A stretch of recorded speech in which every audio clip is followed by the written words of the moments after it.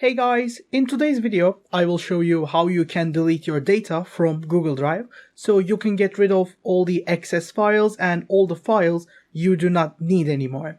So first of all, I have my Google open. As you can see, I have my Google Chrome open, but of course you can use any web browser. So I will use Google Chrome. From here, I will go to my Drive, or you can just write the drive.google.com to your web browser and go, but I use this. So when we come to our Drive, as you can see, I have my main page and my Drive. I will go to my Drive first so I can see my files, because the main page doesn't show all your files, it shows other files as well. I want to see the files I own so I can delete them and open space in my PC, of course. For this, let's see, we have a lot of files here. For example, let's say that I want to delete maybe this file. I want to delete this file. I can either press this button and say, move to the trash bin. That's it. That's done. We did it. It's in the trash bin. We'll go to the trash bin later. But, for example, I can also click on the file.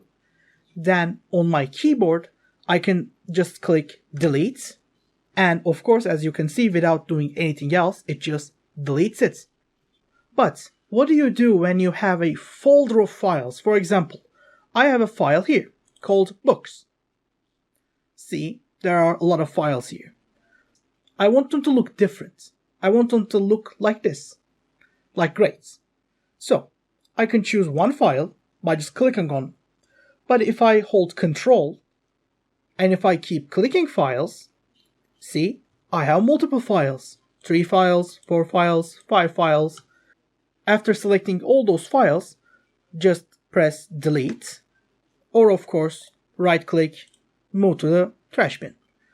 And as a last resort, I can just hold my left click, and with this gray box here, I can take all those files in and press this button right here with the trash bin icon.